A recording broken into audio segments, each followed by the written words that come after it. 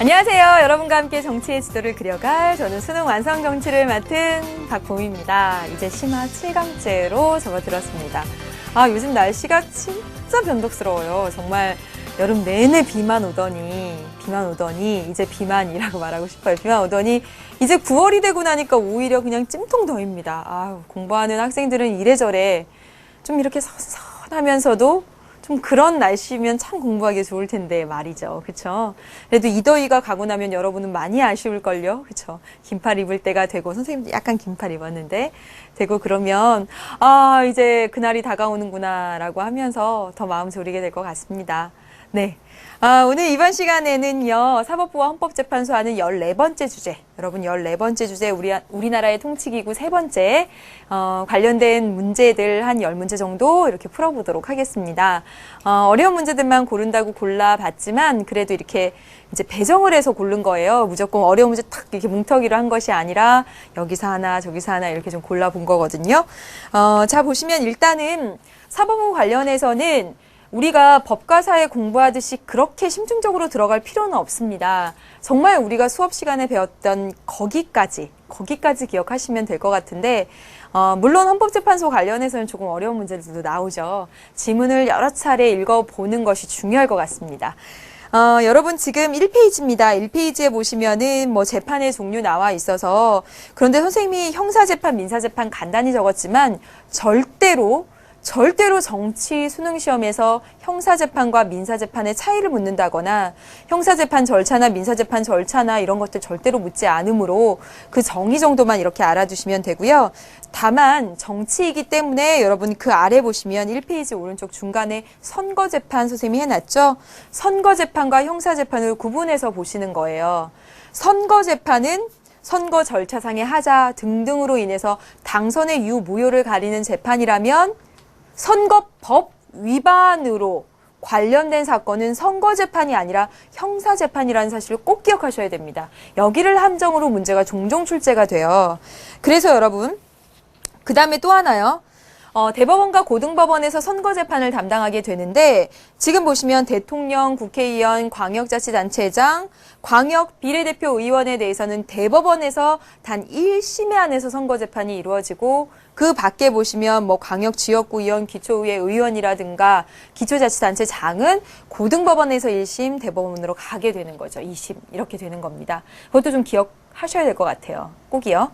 네, 그래서 관련된 문제를 보시면 여러분 2페이지 왼쪽 제일 아래 보시면 2명의 법관이 있어요. 지금 보시면 딱 보시고 왼쪽에 법관이 안경쓴 법관이 이렇게 말합니다. 선거법 위반으로 벌금 100만 원을 선고한다 이랬습니다. 즉 선거법의 위법한 행위로 인해서 벌금, 형벌을 준 겁니다. 따라서 이 내용은 형사재판에 해당된다는 사실을 꼭 기억하셔야 돼요. 그 다음에 오른쪽에 보면요. 투표용지가 지역구 총선에서 지역구 투표용지가 비례대표 투표함에서 이 절차상의 문제가 있었던 것으로 보여지죠. 즉 선거재판을 했다라는 것을 알 수가 있습니다. 여러분 우리가 외웠던 것들이 이렇게 문제에서 어떻게 나는지 한번 보세요. 그래놓고 여러분 작년에 정말 어려워했던 여러분 3페이지에 왼쪽에 있는 문제 2011년 9월 문제를 한번 풀어보도록 할게요. 자, 보겠습니다. 여러분 보시면 신급제도를 나타낸 것이다 라고 했죠. 그렇죠? 신급제도에 관한 문제고요. 정치에서는 비교적 굉장히 깊게 나온 편입니다. 그렇지만 문제는 굉장히 정치스러운 정답을 고르도록 했어요.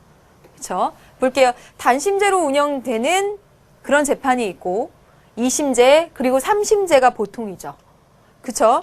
여러분 1번 볼게요. 대통령, 국회의원 선거법 위반에 대한 재판은 기억에서 한다. 맞을까 틀릴까? 1번이 정답이 됩니다. 옳지 않은 것 1번 고르셔야 했습니다. 정답은 굉장히 정치스러웠다. 즉 선거법 위반은 여러분 선거재판이 아니다라는 소리죠. 대통령, 국회의원에 대한 선거재판은 단심제로서 대법원에서 단 한 번 하도록 되어 있습니다. 그런데 선거법 위반에 관한 재판이 여러분 선거재판이 아니라는 사실을 기억해야 된다는 거였죠. 선거재판이 아닌 선거법 위반에 관한 재판은 바로 형사재판에 속합니다. 형사재판이라고 하면 민사재판, 형사재판 보통 1심, 2심, 3심으로 가게 되고 디귿에서 한다. 이렇게 해야 되는 거죠. 그렇죠? 1심은 디귿에서 한다. 그리고 2심, 3심 가게 되는 것이죠. 1번이 바로 틀렸습니다. 2, 3, 4, 5번 확인해 보도록 할게요. 특허 소송의 경우 특허법원이 1심 법원이 되며 2심 이렇게 1심, 2심 특허 재판 대표적인 2심 재판 해당된다라는 거 기억하고 계시죠? 3번 민사, 형사, 가사, 행정재판의 1심 법원은 디귿이 되죠. 그쵸? 보통 대부분의 일반적인 재판에 대해서는 3심제가 원칙입니다. 행정재판, 가사재판 역시 마찬가지입니다. 맞아요. 디귿에서 여기입니다. 보통 3심제 할 때 지방법원, 고등법원, 대법원 이렇게 되잖아요. 그쵸? 그런데 1심 법원이 만약에 단독 판사가 있다면, 한 명의 판사가 있다면 리을은 지방법원 합의부가 된다. 여러분 알고 계시죠? 경미한 사건에 대해서는 1심 지방법원 단독부, 2심 지방법원 합의부 간다는 사실 여러분 알고 계십니다. 맞아요. 5번 리을의 결정에 불복하는 경우 여기입니다. 2심 법원의 결정에 불복하는 경우 재항고한다. 결정에 대해서는 항고, 재항고 이렇게 하죠. 항고, 재항고 이렇게 씁니다. 그렇죠. 이게 결정이나 명령에 대해서고요. 판결에 대해서 불복했을 때는 어떻게 하죠? 항소 그리고 상고라고 하죠. 우리는 이걸 모두 합쳐서 상소제도다라고 이야기를 합니다. 그렇죠? 그래서 맞는 얘기입니다. 정답은 몇 번이에요? 1번입니다. 당시에 이 문제 나왔을 때 어려워했습니다. 여러분 선거재판과 형사재판을 정확히 구분하고 계셔야 합니다. 다음 보겠습니다. 자, 볼게요. 다음은 우리나라에서 시행되고 있는 A, B를 간략히 나타낸 것인데요. 문제 보니까 여러분 보시면 이렇게 신급제도와 그리고 법률안 제정 과정이 같이 나와 있는 복합적인 문제, 통치기구 이렇게 다 아울러서 나온 그런 문제입니다. 여러분 보시면 우리나라에서 법률안은요. 국회의원뿐만 아니라 어디서도 제출할 수 있죠. 정부에서도 제출할 수 있죠. 그래서 뭐라고 이야기합니까? 의원 내각 제정 요소다 이렇게 이야기를 하죠. 그렇죠? 국회의장한테 가고요. 여러분 여기 어디입니까? 아셔야 되는데. 상임위원회죠. 상임위원회입니다. 법률안 제정 개정 순서 모르시면 절차 모르시면 정말 큰일 나죠. 네, 본회의 가고요. 다 대통령이 공포하도록 되어 있죠. 자, 이렇게. 그 다음에 볼까요? 지방법원, 고등법원, 그리고 최종 심은 대법원에서 하게 되는 거죠. 아까 한번 썼네요. 결정이나 명령에 대해서는 항고 또는 재항고한다. 여기 판결에 대해서는 상고라면 여기가 항소가 되는 거죠. 그쵸? 네. 그러면 보겠습니다. 1번. A에서 의원 내각 제정 요소가 있다. A에서 의원 내각 제정 요소 어디서 찾으셨습니까, 여러분? 어디 있죠? 여기 있네요. 정부가 법률안을 제출하는 것, 그것 바로 의원 내각 제적 요소 맞죠? 1번 맞습니다. 2번 볼게요. A에서 모든 의결은 제적의원 과반수의 찬성이다. 여러분 보시면 법률안을 의결할 때 의결 정족수는 일반 의결 정족수는 제적의원 과반수 출석에 이 출석한 출석의원 과반수 찬성이었죠. 그렇죠. 그렇죠. 그러니까 아니죠. 틀렸고요. 3번 보겠습니다. 이렇게 B와 같이 지방법원, 고등법원 거쳐서 대법원에서 3번씩 재판받을 수 있게 하는 것은 신속하고 아주 효율적으로 재판하기 위해서일까요? 신급제도를 두는 이유는 국민의 기본권 보장, 공정한 재판을 위해서죠. 틀렸습니다. B에서 이 상고에 불복하면 헌법소원을 제기할 수 있다. 여러분 조금 더 심화돼서 들어갔는데 헌법소원을 제기할 때는 국민이 기본권을 침해당했을 때 최후의 수단으로 헌법소원 제기할 수 있잖아요. 그런데 재판의 판결에 대해서는 헌법소원 갈 수가 없습니다. 자 보세요. 대법원에서 최종 판결이 났는데 이걸 가지고 헌법재판소 가서 또 물어봐. 그건 말이 안 되는 거죠. 그렇죠. 사심제가 되는 거나 마찬가지가 되잖아요. 그렇기 때문에 재판의 결과를 가지고서는 헌법재판소에 가서 다시 한번 뭔가를 제기하는 거 안 된다라는 사실입니다. 틀렸어요. 이게 조금 어려운 선지였겠죠? A, B는 뭐가 원칙이에요? 공개가 원칙이죠. 그렇죠. 민주성을 위해서. 틀렸죠? 정답 1번 고르시면 되겠습니다. 네. 다음을 한번 볼까요? 자, 여기까지 해서 지금 3페이지의 두 문제를 살펴봤고요. 신급제도에 관한 문제들 살펴본 거예요. 그렇죠? 다음 페이지로 4페이지로 넘어가서 볼게요. 이제 헌법재판소로 이제 넘어왔습니다. 여러분 사법부 관련해서는 뭐 사법권의 독립도 있고 뭐 여러 가지 원칙들도 있지만 그중에서 신급제도 관련해서 문제가 많이 출제가 되고 신급제도와 방금 보신 대로 다른 입법기관, 뭐 입법부나 또는 헌법재판소 같이 이렇게 복합적으로 출제되는 것 그런 형태겠구나 이렇게 보시면 되겠고요. 이제 4페이지입니다. 4페이지에 보면 헌법재판소가 나오죠. 사실 헌법재판소 관련해서는 정리할 사항은 많지 않았어요. 헌법재판소의 구성과 그리고 권한 5가지죠. 그런데 그 권한 5가지에 대해서는 문제가 아주 많이 났습니다. 아주. 여러분 지금 선생님이 정리한 것에 따르면 4페이지를 가득 4페이지 가득 헌법재판소가 출제가 됐습니다. 그렇다면 아주 면밀하게 공부할 필요가 있는 거죠. 그렇죠? 지문을 잘 보시라 라고 말씀을 드렸었어요. 자, 보겠습니다. 자, 여러분 어디 보냐면요.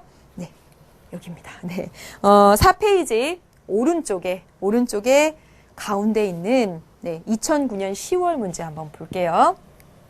보겠습니다. 가가 누군지 모르겠어요. 네, 가는 군 법무관 임용 등에 관한 법률 제6조에 군 법무관의 보수를 법관 및 검사에 준해서 지급하도록 대통령령에 위임되어 있는데도 대통령령을 제정하지 않은 것은 국민의 기본권 침해에 해당돼 위헌. 자, 보세요. 지금 보면 법률이 있고요. 대통령령이 있어요. 그런데 지금 기본권을 침해해서 위헌이라는 결정을 내렸대요. 위헌이라는 결정을 내렸다면 이 가는 바로 헌법재판소가 된다라는 것을 바로 아실 수가 있죠. 그렇죠? 헌법재판소입니다. 그럼 보세요. 헌법재판소가 위헌이라는 것. 국민의 기본권을 침해해서 위헌이라는 결정을 내렸는데 그 위헌을 내린 이유를 보니까 대통령령을 제정하지 않아서입니다. 이게 이유죠. 그렇죠? 분명히 법률에 대통령령을 제정해서 군 법무관의 그런 처우를 보장하도록 되어 있는데 대통령령을 제정하지 않고 있어서 국민의 기본권을 침해했다라는 거죠. 그렇죠? 재판부는 결정문에서 정당한 이유 없이 대통령령을 제정하지 않아서 청구인의 기본권이 침해되었다고 밝혔답니다. 되셨습니까? 이제 문제 풀어볼게요. 1번, 이 가는 헌법재판소는 명령의 위법성을 심사하는 최고 재판기관이다 라고 했습니다. 지금 보시면 명령의 위법이 맞습니까? 지금 법률이 위법해서예요? 명령이 위법해서예요? 문제는 뭡니까? 대통령령이라는 명령을 만들지 않아서입니다. 명령을 만들어 놨는데 이게 법률에 위반되니까 지금 그 얘기가 아니죠. 그렇죠? 분명한 것은 대통령령을 제정하지 않아서입니다. 명령을 만들지 않아서예요. 틀렸어요. 그 다음에 명령의 위법성을 심사하는 최고 기관은 명령, 규칙, 처분, 심사권을 갖는 건 헌법재판소가 아니라 대법원이기도 하고요. 대법원이죠. 그러니까 아니죠. 2번 보겠습니다. 다시요. 네, 2번. 가의 결정으로 인해 헌법재판소의 이러한 결정으로 인해서 기억은 효력을 상실한다. 지금 잘 보세요. 지금 이 법률에 문제가 있다라는 이야기 아니죠. 법률에서 대통령령 제정하도록 했는데 대통령령을 제정하지 않은 것이 문제다라는 이야기입니다. 따라서 이 결정으로 인해서 왜 이 법률이 효력을 상실하나요? 아니죠. 이유를 분명하게 보세요. 틀렸습니다. 니은을 제정할 때는 대통령령을 제정할 때는 명령을 제정할 때는 국회의 동의 절차가 필요하다? 아니죠. 법률은 국회에서, 명령은 행정부에서입니다. 아닙니다. 디귿은 청구인은 수단적 성격을 지니는 기본권을 행사하였다. 정답 4번 골라야죠. 청구인은 어떤 기본권을 행사했냐면 헌법 소원을 청구했습니다. 헌법 소원을 청구했죠. 자신의 기본권을 지키기 위한, 기본권이 침해됐다고 하면서 내 기본권을 지키기 위해서 헌법 소원을 청구했습니다. 그렇다면 넓은 의미에서 봐서 이는 청구권을 행사한 것이라고 볼 수 있겠고, 그렇다면 수단적 성격이 되겠지요. 정답 4번 고르셔야 됐고 결코 쉬운 문제 아니었습니다. 5번 볼게요. 법률의 위헌 여부에 대해서 헌법 소원 심판이 청구된 사례이다.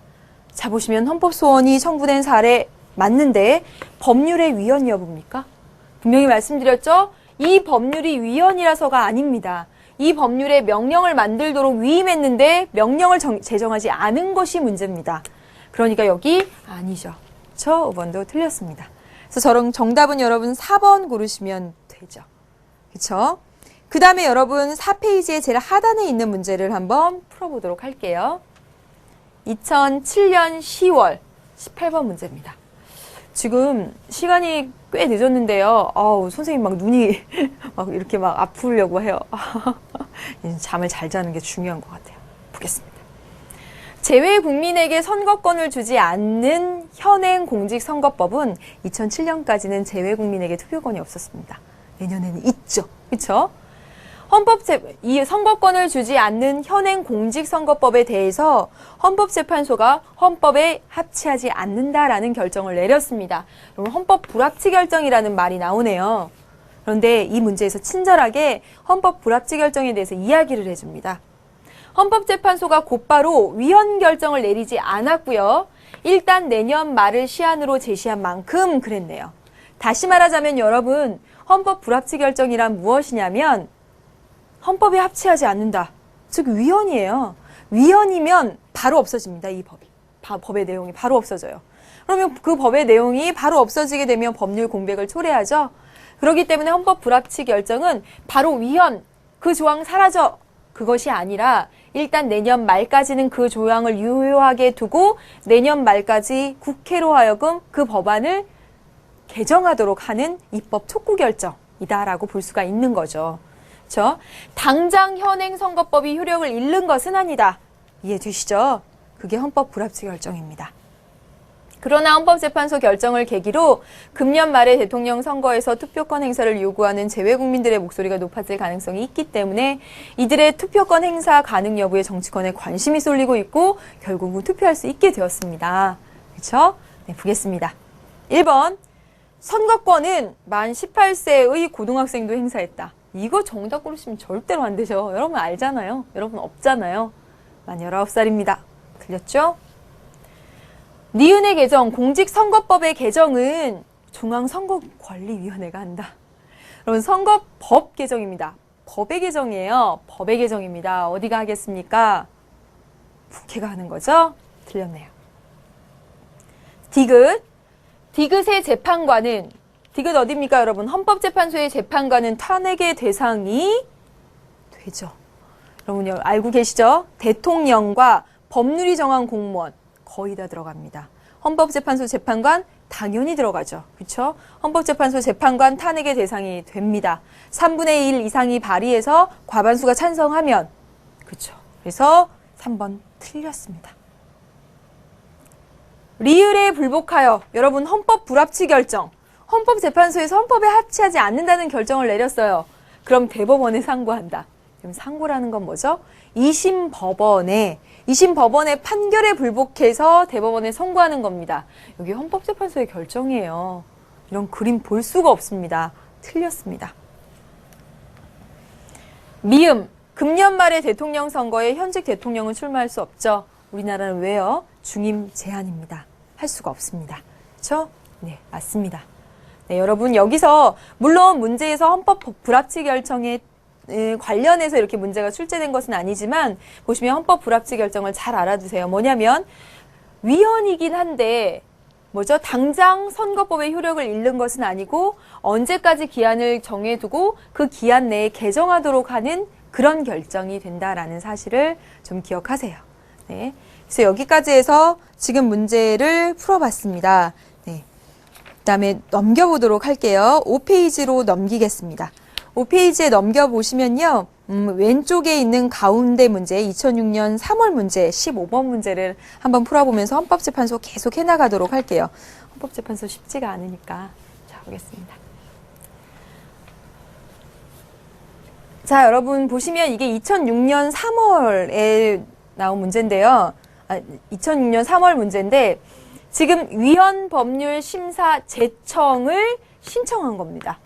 다시 말하자면 위헌법률심사 제청에 관하는 법원이 있고요. 그렇죠? 그렇다면 위헌법률심사는 헌법재판소가 하는 거고요. 이 위헌법률심사 제청을 해달라고 국민이 신청하게 되는 거죠. 그렇죠? 그렇죠? 이런 상황입니다. 근데 여러분 꼭 기억하셔야 될 건 뭐냐면 위헌법률심판이라고 하는 것은 요건이 뭐냐면 재판 중에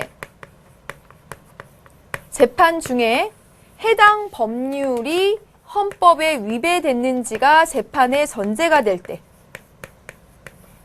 위반 여부가 재판의 전제가 될 때 위헌법률 심판을 할 수가 있게 되는 거죠. 이게 재판 중에 이 법률이 헌법에 위반되었는지 여부가 굉장히 중요할 때 지금 재판 중인데요. 만약에 그 관련된 법조항이 위헌이라고 난다면 그렇죠? 그 재판에서 이길 거 아니에요. 그렇죠? 아예 그 재판 자체에서. 자, 보시면 사건은 텔레비전 방송 수신료 부과 처분을 취소해달라고 한 것이에요.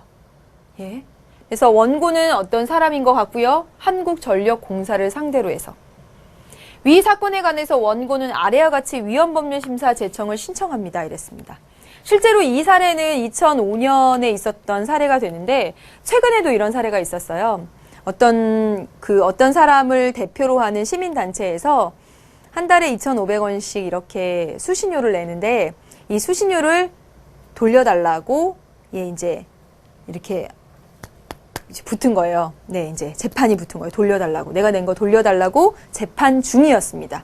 재판 중이었어요. 이렇게 재판 중입니다. 국민이 내 수신료 2,500원 돌려줘 라고 해서 재판 중이었어요. 그런데 이 재판 중에 가만히 생각해 보니까 이 국민이 가만히 생각해 보니까 2,500원을 걷어가는 것은 헌법에 써 있는 나의 재산권을 침해하는 것이다.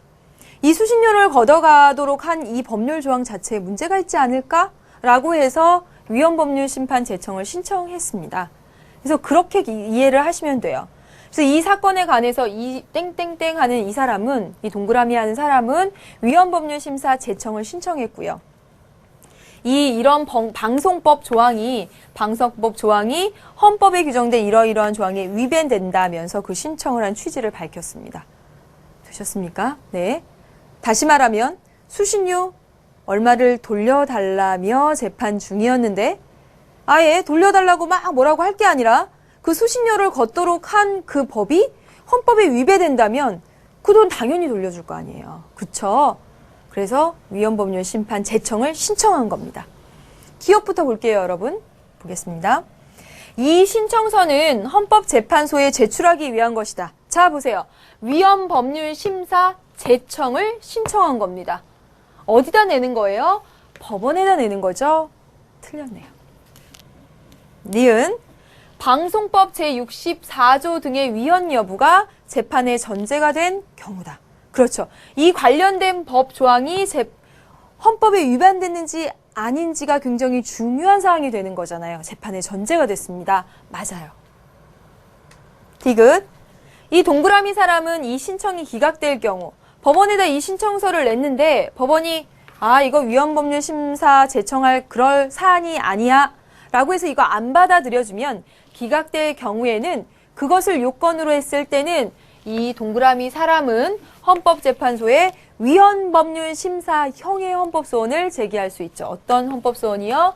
위헌법률 심사형의 헌법소원을 제기할 수 있습니다. 그럼 처음부터 이 사람이 위헌법률 심사형 헌법소원 제기하죠. 뭘? 아니죠, 여러분. 요건이 어떻게 돼요? 위헌법률 심사형의 헌법소원을 국민이 직접 제기하기 위해서는 그 전에 법원에다 신청해보고 법원이 안 돼. 기각. 이렇게 했을 때만 국민이 직접 위헌법률 심사형 헌법소원을 제기할 수 있게 됩니다. 맞아요. 그 다음에 이 동그라미라는 이 사람과 한국전력공사는 법원에서 다툼을 해결하는 과정에 있다. 맞아요. 그쵸? 이거 위헌법률 심사에 관련된 겁니다. 위헌법률 심사는 여러분 뭐예요? 재판 중에 이 법률의 위헌 여부가 전제가 됐을 때 그 내용이니까. 맞습니다. 리을 맞아요. 그쵸? 그래서 여러분 정답 니은, 디귿, 리을이 되고요. 결코 쉽지 않았다고 생각합니다. 그래서 심혈을 기울여서 풀어왔습니다. 네. 힘드시죠, 여러분? 5페이지 오른쪽에 보면요. 7, 8번 문제, 7, 8번이 아니죠. 17, 18번 문제 있습니다. 네, 세트 문제 한번 보도록 할게요. 정말 비슷한 유형으로 계속 나오고 있잖아요. 이렇게 모아진 자료도 별로 없습니다, 진짜. 볼게요. 헌법재판소가 이렇게 말했네요. 민법의 일부 호주제 관련 규정은 평등, 민법입니다. 법에 있는 이 규정이 평등의 원칙과 개인의 존엄성에 반한 것, 즉 평등 이런 거, 개인 존엄성 어디 써 있어요? 민법의 일부 조항이 헌법에 위반된 것으로 봐서 헌법 불합치 결정을 내렸답니다. 헌법 불합치 결정이 뭔지 아시죠? 그쵸? 여성단체는요, 이렇게 얘기했네요. 남성 우선의 호주 승계를 규정하고 있는 것은 개인의 존엄성과 남녀의 평등권 침해이므로 호주제 폐지 여론을 조성했어요. 그럼 순서상 보면 가가 먼저겠습니까? 나가 먼저겠습니까? 나가 먼저죠. 그쵸? 여성단체가 먼저 그러한 문제 제기들을 하고 그러한 여론을 조성했을 때 이게 그 다음에 가겠죠. 그쵸? 순서상. 다 볼게요. 국회는 여야 의원이 공동으로 발의해서 호주제 폐지를 골자로 한 민법 개정안을 의결했겠죠. 왜냐하면 이 민법의 호주제 관련 규정이 헌법에 합치하지 않는다라고 했으니까 언론 국회는 그거와 관련된 개정을 해야 됩니다. 맞아요. 더 가볼게요. 나와 보니까 또 정부 역시 호적부를요. 기존의 호적을 본인 기준의 가족부, 가족관계증명서, 이제 그렇게 하죠. 가족부로 대체하는 것을 주요 내용으로 하는 법률안을 국회에 제출했대요. 지금 보시면 이 민법의 일부 호주제 관련 조항이 헌법에 위반된다라는 결정을 받고 나서 국회도 발빠르게 그렇다면 민법 개정해야지 개정안 제출한 거고요. 그렇다면 정부도 발빠르게 해서 어떻게 한 겁니까? 그것을 대체할 가족관계부 이런 것들과 관련된 법률안을 만들어낸 거죠. 그렇죠? 지방법원은 이렇게 얘기했네요. 남성 우선의 호주 승계 등을 규정한 현행 민법 조항에 대해서 위헌 소지가 있다며 위헌법률 심판을 제청하였다라고 되어 있습니다. 그럼 보겠습니다. 1번, 이 민법 개정안은 국회에서 15인 이상의 의원이 서명하여야 할 수 있다. 여러분 법률안 개정, 제정 관련해서는 국회의원 10명 이상이죠. 10명 이거 하나 안 펴진 거 아시죠? 틀렸습니다. 2번. 헌법 불합치 결정이란 여러분 아시죠? 그쵸? 그래서 기출이 중요한 겁니다. 기출 지문 속에 들어가 있었어요. 아까 다 해설을 했잖아요.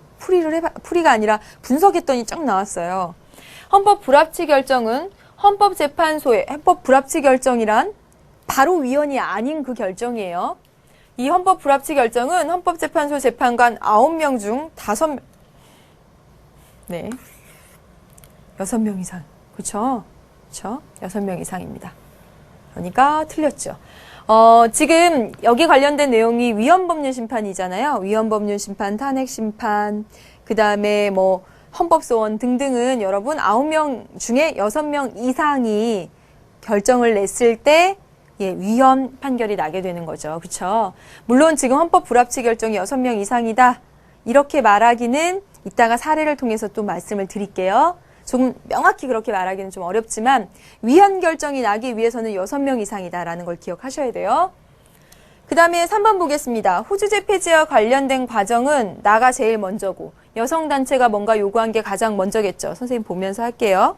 그 다음에 여성단체가 요구하니까 그런 여론이 막 조성된 가운데서 법원이 위헌법률 심사 제청을 해야 헌법재판소가 하지 않을까요? 그쵸? 그렇기 때문에 여론이 조성되고 법원이 제기를 하고 헌법재판소가 헌법 불합치 결정을 하게 되면 법률안을 개정해야 되잖아요. 국회가 먼저 폐지와 관련된 개정안을 발의를 하게 되고 정부는 그렇다면 그것을 보완할 새로운 가족관계 등록부를 제시를 하게 되는 거죠.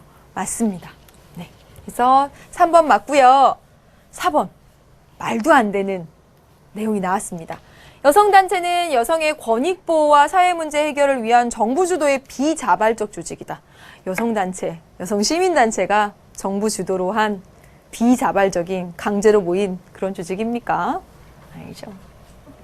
5번 행정의 통일성을 위해서 국회의 동의를 받아서 정부가 신분등록부 관련 법률안을 제안했다. 자 보세요. 법률안 국회에 제출했잖아요. 정부가 법률안을 제출할 때 국회 동의를 받아서 제출해요? 아니죠. 그렇죠? 아닙니다. 틀렸고요. 정답은 3번 되겠습니다. 다음 문제 볼게요. 자, 보겠습니다. 기억에 불복하여 아까도 나왔던 선지 같아요. 다른 문제에서도 나왔어요. 헌법 불합치 결정을 했는데 이것에 불복하여 대법원에 상고한다고요? 말도 안 된다고 했습니다. 헌법재판소의 결정이에요. 즉 고등법원, 대법원, 지방법원에서 한 판결의 결과를 가지고 헌법재판소에 갈 수도 없는 일이며 헌법재판소의 결정을 뒤집으려고 대법원에 가는 건 말도 안 되는 것이며 그쵸? 그래서 1번 틀렸습니다. 2번 니은은 개인의 이 존엄성은 현대복지국가에 와서 보장된 가치다. 여러분 인간은 존중받을 가치가 있어. 이건 하늘이 준 원래부터 천부인권적 성격입니다. 틀렸어요. 3번 디귿은 민법 개정안은 그렇죠. 일반 의결 정족수로 의결하도록 되어 있습니다. 과반수 출석, 과반수 찬성. 맞습니다. 3번 맞네요. 4번 리을은 법률안은 국회에 제출했다. 자, 이 국회에 제출할 이 법률안은 국무회의에서 국무위원 과반수로 찬성해서 의결한다. 국무회의의 심의사항이긴 합니다. 법률안 제출과 관련해서. 그렇지만 그 요건이 과반수의 찬성? 아닙니다. 틀렸어요. 5번 미음은 위헌법률 심판은 고등법원의 법률 해설 결과에 따라서 이루어진다. 위헌법률 심판은 헌법재판소에서 하는 거죠. 무슨 고등법원의 법률 해석 결과? 막 그럴듯하게 막 갖다 붙였습니다. 아니죠. 자, 그래서 두 문제 풀어봤습니다. 여러분 계속 잘 정리가 되셔야 되는데요. 여러분 다음 6페이지에 이제 두 문제를 또 보도록 할게요. 6페이지 두 문제 중에서 작년도 수능 문제와 평가원 문제, 재작년 평가원 문제를 보겠는데 작년도 수능 문제 역시 조금 어렵지 않았나 좀 싶기도 해요. 자, 보겠습니다. 다음 자료와 관련된 옳은 설명만을 보기에서 있는 대로 고른 것은 그랬습니다. 계속 관련돼 나와요. 이 어떤 병원이네요. 병원이 건강보험관리공단으로부터 건강보험기관 지정 취소 처분을 받았대요. 건강보험기관 지정으로 돼 있는 병원이라면 뭔가 그래도 국가에서 관련된 그런 사업을 따낸 거니까 좋은 거겠죠. 그런데 그거 취소 처분을 받았으니까 병원이 맞죠 이렇게 했겠죠.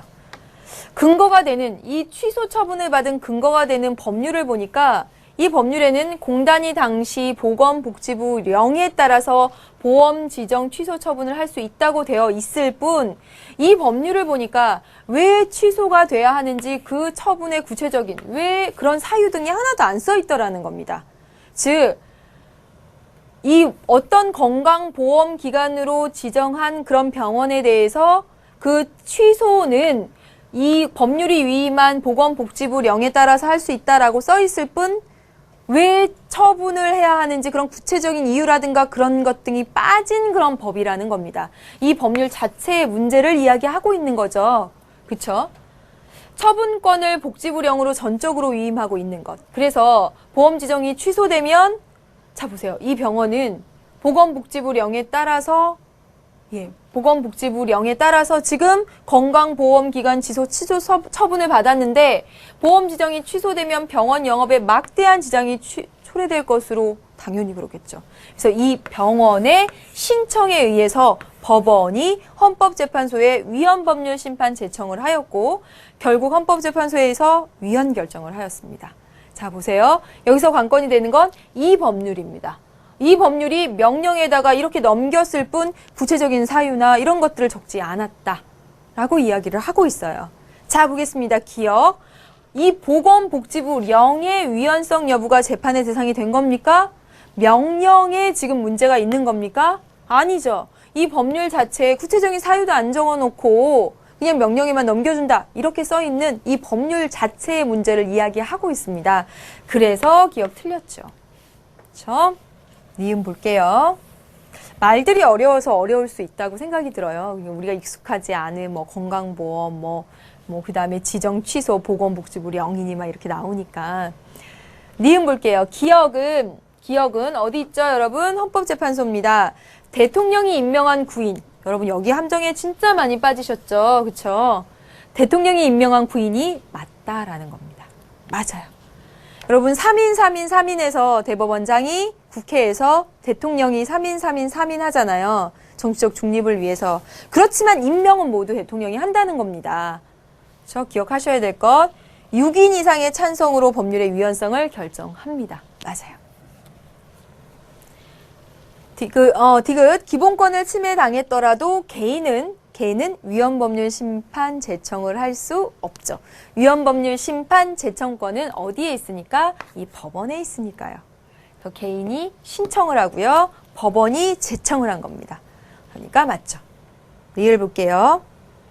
디귿으로 미루어 봤을 때, 위헌 결정으로 미루어 봤을 때 이 법률의 해당 조항으로 인해 직업 수행의 자유가 침해되었음을 알 수가 있다. 위헌 결정을 한 것은 이 해당 법률 조항이 헌법에 써 있는 직업의 자유, 직업 수행의 자유를 침해했다라는 것에 손을 들어준 것임을 알 수가 있습니다. 리을도 맞습니다. 어려웠죠, 여러분? 네, 어려웠을 거예요. 몇 번 보세요. 다음 보겠습니다. 그 아래 문제를 보도록 할게요. 아래 문제는 위 문제보다는 오히려 좀 낫습니다. 2010년에 여러분이 선배들이 본 거예요. 2011년 9월이면 2010년에 본 거죠. 그렇죠? 작년에 본 거죠.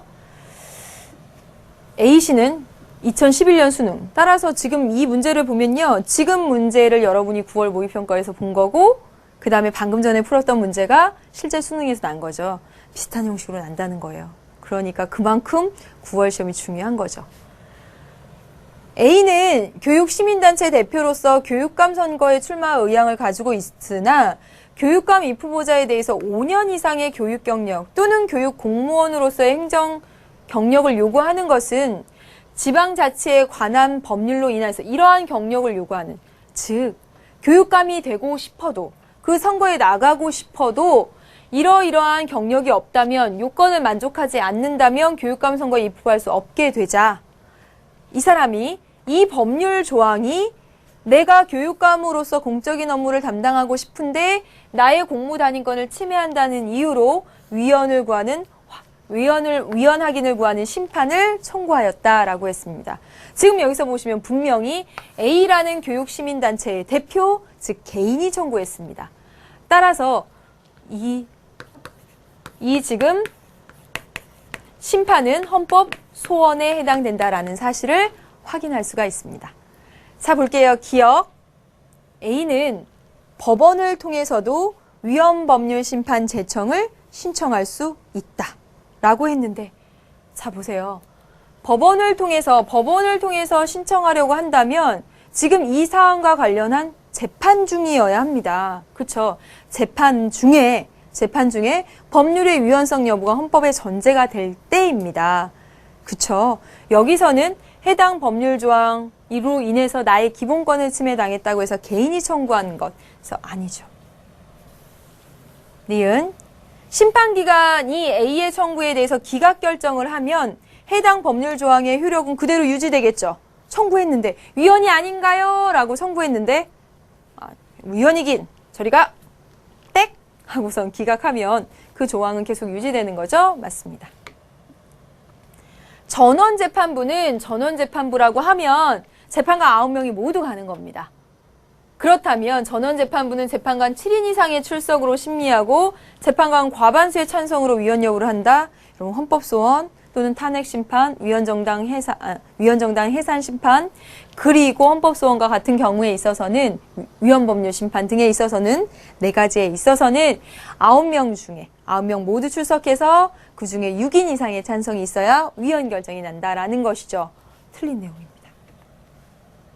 리을 볼게요. 심판 청구는 재판관 3인으로 구성된 지정재판부에서 하고 사전 심사를 하게 되고 요건을 충족하지 못한 경우에 각하 결정을 하게 된다. 맞는 얘기거든요. 조금 심화돼서 들어갔습니다. 자, 보세요.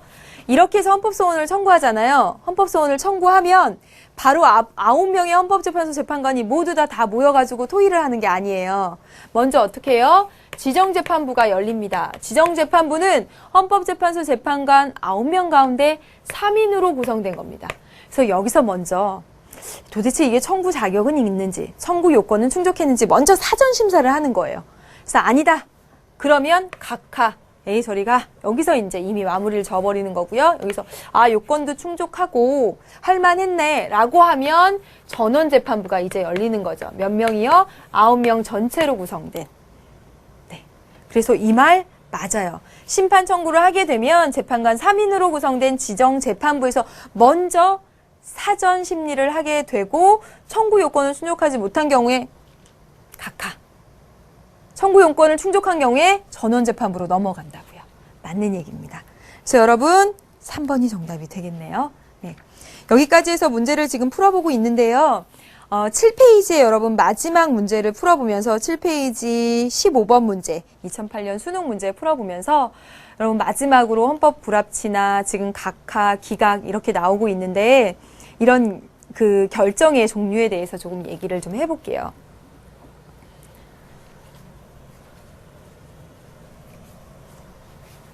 자, 보겠습니다. 보시면 지금 헌법 불합치 그리고 기각 이렇게 나와 있습니다. 자, 볼게요. 국공립학교 채용시험에 국가유공자와 그 가족이 응시하는 경우 모든 단계의 시험에서 만점의 10%를 가산하도록 규정한 이 국가유공자 등 예우 지원에 관한 법률의 해당 조항은 헌법에 합치하지 않는다라는 결정을 받아냈습니다.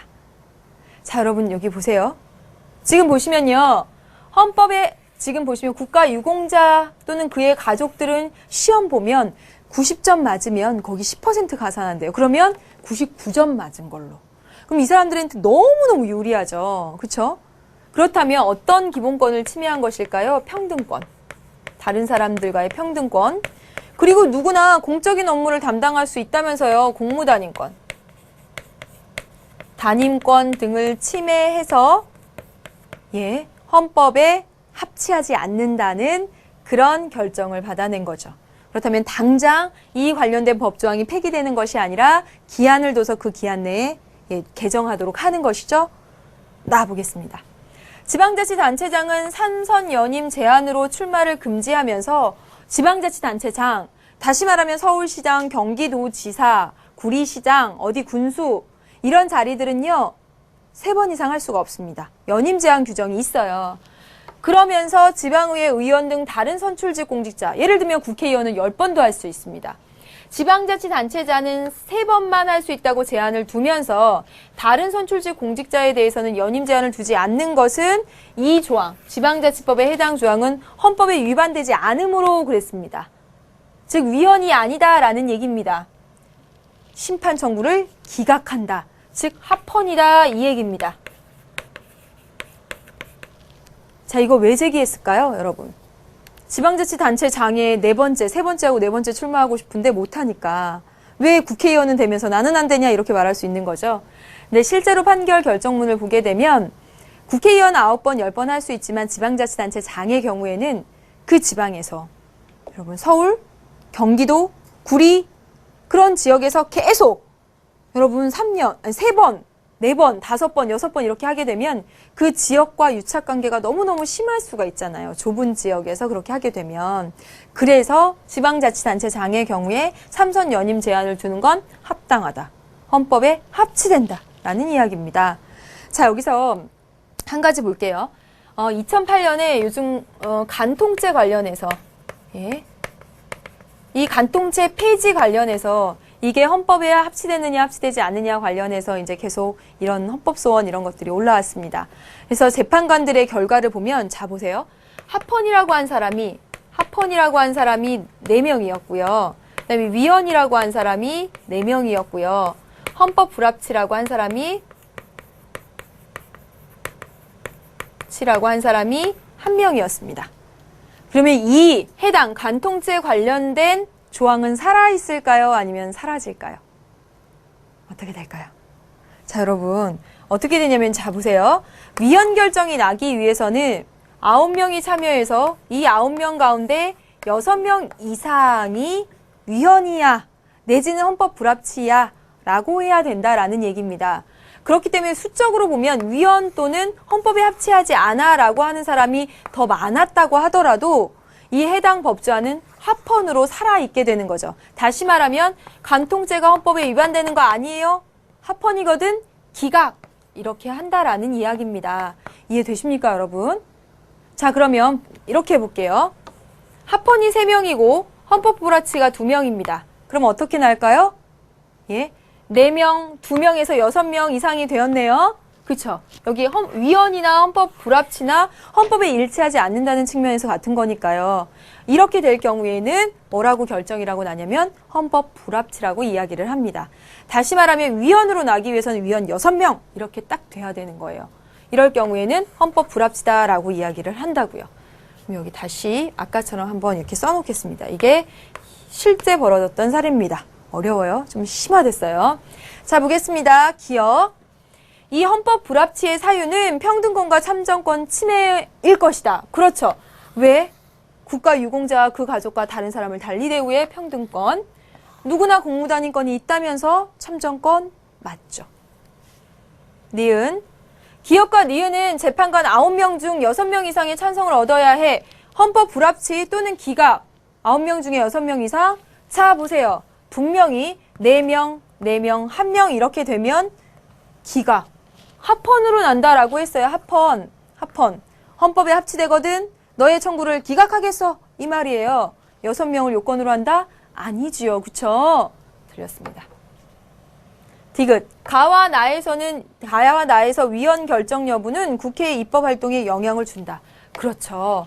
가와 나를 통해서 어떤 헌법재판소가 헌법 불합치라고 한다거나 또는 위헌이라고 한다거나 하는 그런 결정들은 국회로 하여금 법률안을 개정하도록 하는 그 입법 활동에 영향을 주도록 되어 있죠. 맞아요.